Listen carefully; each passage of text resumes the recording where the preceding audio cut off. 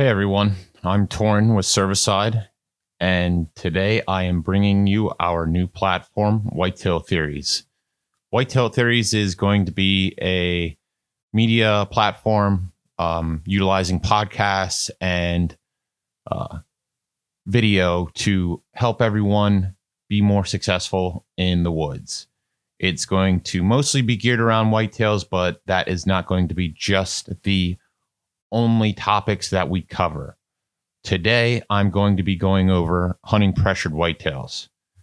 So I have up here my Onyx maps, the desktop version, and in utilizing this as a scouting tool for this purpose, you'll want to use the desktop version.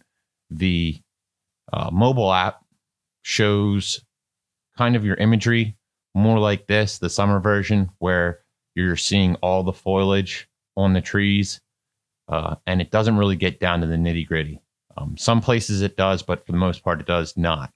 So if you can hop on your desktop version to kind of find these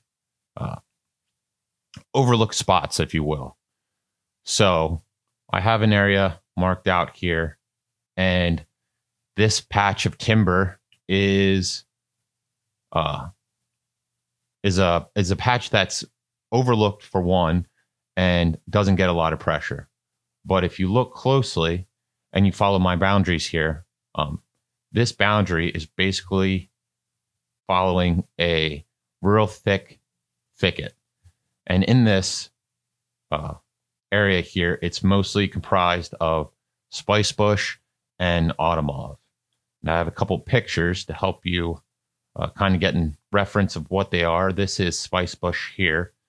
In the fall, it turns a real vibrant yellow and stands roughly anywhere from 6 to 8 feet tall. If you squish the leaves in your fingers, it'll have like a fruity, almost like fruity pebbles smell. And if you're not familiar with what autumn olive is, this is autumn olive.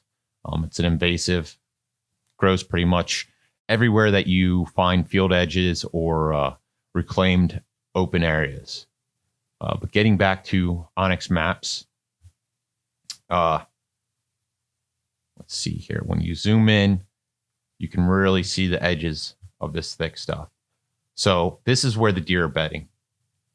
And what makes this a great bedding area is you have food sources, not only right in the bedding area, which is primarily white oaks and red oaks. And we had a great red oak year in Pennsylvania.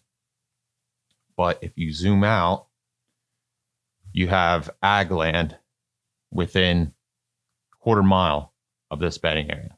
So they can sneak out in the evening, feed in these ag areas, and then come back safely to this bedding area for cover.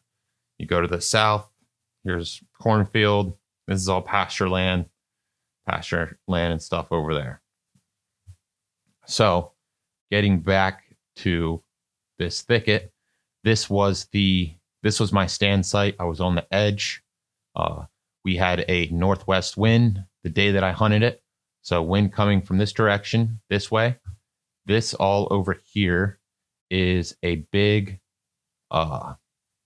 white oak patch of timber here. So this is pretty much mowed to the ground. There's no understory in this. It's all overstory. So you can see from pretty much from down in here all the way to up in here, the whole way across through it. So my entry route was I parked here, walked in, and basically walked through this opening and then hooked it right into here. And this was all done. There was no boots on the ground scouting this. This was all done through Onyx maps. Assuming that the deer may be feeding out into here or down to the south in this ag field or over here, my wind should be blowing into the road. And hopefully I was assuming I'd be all right. It was a borderline wind for anything feeding over here. Excuse me.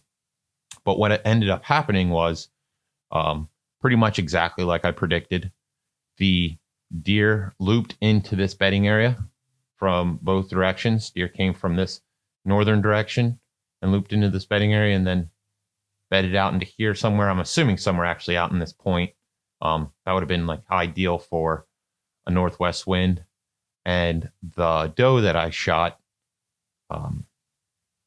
she came from this direction, walked this edge, and actually bedded right on this point and would get up, feed, bed, get up, feed, bed, and was within 50 yards of me for probably about an hour until I got the shot off.